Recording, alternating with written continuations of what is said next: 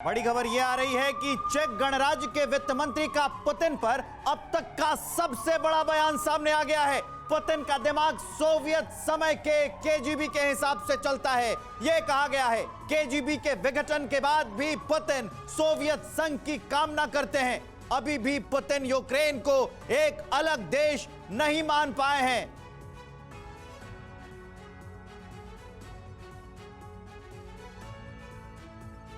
आइए अब थोड़ा सा पुतिन को और समझने की कोशिश करते हैं। पुतिन को लेकर कहा जाता है Putin a product of KGB. कैसे? पुतिन का दिमाग सोवियत समय के केजीबी का ही प्रोडक्ट है, यानी पुतिन का दिमाग उसी तरह से चलता है। पुतिन सही मायने में अभी भी सोवियत मिथ में विश्वास करते हैं, उसे वापस चाहते हैं। रूस यूक्रेन को एक संप्रभु देश अभी नहीं मानता है, उसको कायदे से अपना ही हिस्सा एक तरह से पुतिन मान के चलते हैं। इसका सीधा सीधा मतलब यह है कि वो अंतर्राष्ट्रीय व्यवस्था के खिलाफ है। ये सब उनकी साम्राज्यवादी सोच का एक हिस्सा दिखाता है। केजीबी सोवियत संघ के समय की सिक्योरिटी एजेंसी थी और Putin a product of KGB उसी के हिसाब से काम करते हैं। जी हाँ, तो केजीबी की जगह एफएसबी ने ले ली है, लेकिन अभी भी केजीबी ऑफिसर के तौर पर जो काम किया है व्लादिमीर पुतिन ने, जिस तरीके को उन्होंने अंजाम दिया केजीबी ऑफिसर के तौर पर, वो सारी चीजें कहीं ना कहीं उनके मन में हैं, ये साफ नजर आता है। लेनिनग्राड में स्ट्रीट फाइट से सीखा, अगर लड़ाई तय है तो पहला पंच खुद मारो। जी हाँ, जो मोटो था बतौर केजीबी ऑफिसर व्लादिमीर पुतिन का, वो क्या था ये हम आपको बता रहे हैं। केजीबी का मैन ऑफ मिशन कहा जाता था व्लादिमीर पुतिन को। और याद कीजिए 16 साल की उम्र में केजीबी ऑफिस पहुंचते हैं व्लादिमीर पुतिन और कहते हैं कि उन्हें जासूस बनना है। इतनी कम उम्र में केजीबी ट्रेनिंग ऑफिस ने कहा कि अभी तो तुम्हारी पढ़ने लिखने की उम्र है, पढ़ाई करो। उसके बाद 1975 में 23 साल की उम्र में केजीबी ज्वाइन की व्लादिमीर पुतिन ने। 1985 से 1990 तक जर्मनी में केजीबी एजेंट के तौर पर शानदार काम किया। ईस्ट जर्मनी के केजीबी दफ्तर में व्लादिमीर पुतिन ने काम किया। बर्लिन की दीवार गिरी तो लोगों ने केजीबी ऑफिस को घेर लिया और उस वक्त पुतिन ने जिस तरह से अपने दिमाग का इस्तेमाल किया, उसका लोहा पूरे सोवियत संघ ने माना। पुतिन ने सारे सीक्रेट दस्तावेज यहां जला डाले। पुतिन ने भीड़ से कहा हमारे गार्ड्स सबको गोलियों से भून देंगे। पुतिन की इस धमकी से डरकर भीड़ वहां से रफू चक्कर हो गई। जबकि जानते हैं हकीकत क्या थी? हकीकत में पुतिन के पास कोई बंदूकधारी गार्ड था ही नहीं।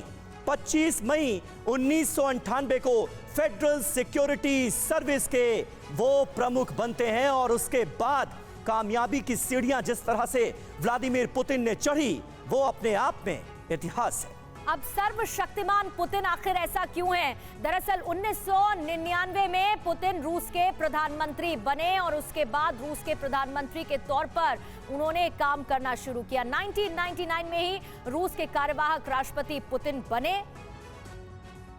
7 मई 2000 को राष्ट्रपति पद की उन्होंने शपथ ली। शपथ के बाद एक एक कर विरोधी गायब होने लगे। धीरे धीरे रूस के सर्वशक्तिमान शख्सियत के तौर पर स्टैब्लिश हुए पुतिन। 18 मार्च 2014 को यूक्रेन के क्रीमिया पर कब्जा किया पुतिन ने। मार्च 2016 में सीरिया में सरकार विद्रोहियों पर बम बरसाए पुतिन ने।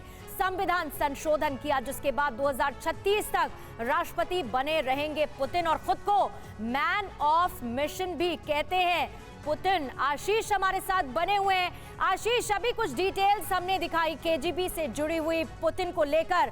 अभी के सिनारियो में अगर पुतिन को हम समझे तो क्या पुतिन वही शख्सियत है जब यूएसएसआर का विघटन हुआ उसके बाद से उनकी जो सोच चलती रही?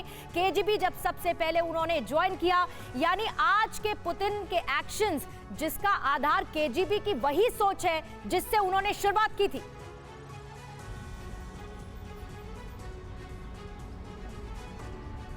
बिल्कुल अंजलि, संकेत उसी समय से मिलने शुरू हो गए थे और विश्व पूरी तरह से कुछ कर नहीं पाया, चाहे वो क्रीमिया हो या फिर यूक्रेन में भी। अभी अगर आप देखें तो पैसिव तरीके से, इनडायरेक्ट तरीके से, चाहे वो यूएन हो, नाटो हो, वो पुतिन के खिलाफ खड़े हो पा रहे हैं, डायरेक्टली नहीं खड़े हो पा रहे हैं। इस पूरी साइकोलॉजिकल और पर्सनैलिटी एनालिसिस के बाद में एक बात तय है कि Putin is man of mission and he exactly goes for what he plans जो वो सोचते हैं वो करते हैं। इसके संकेत आप देखेंगे कि उनके कई जो रेयर स्पीचेस हैं या फिर रेयर इंटरेक्शंस हैं पब्लिक डोमेन में, स्पेसिफिकली मीडिया के साथ में, उसमें कुछ कुछ देखने मिलते हैं।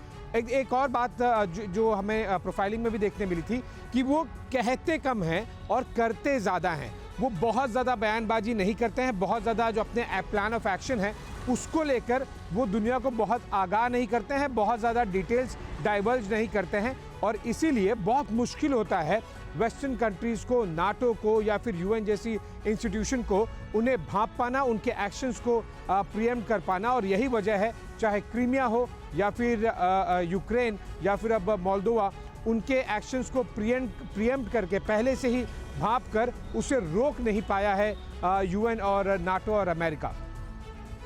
वाले इसके बारे में किसी को भनक तक नहीं लगती है। लेकिन एमके सिंह सर, जरा ये समझाइए कि क्या यूक्रेन को अंडरएस्टिमेट करना पुतिन की एक बड़ी भूल थी, क्योंकि 2 महीने से ज्यादा ये युद्ध अब खिंच चुका है और अभी तक यूक्रेन पर कब्जा करने में रशियन आर्मी नाकामयाब नजर आ रही है। क्या पुतिन की लीडरशिप पर कोई सवाल नहीं खड़ा हो रहा है उनके इस बड़े फैसले की वजह से?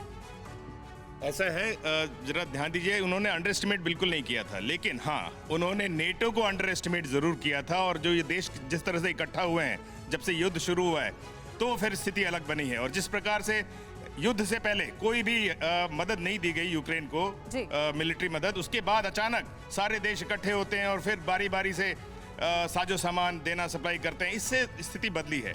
और देखिए, पुतिन के बारे में जब आप बात कर रहे थे, उनकी पर्सनैलिटी के बारे में बहुत सारी चीजें सांकेतिक रूप से बाहर आती रही हैं।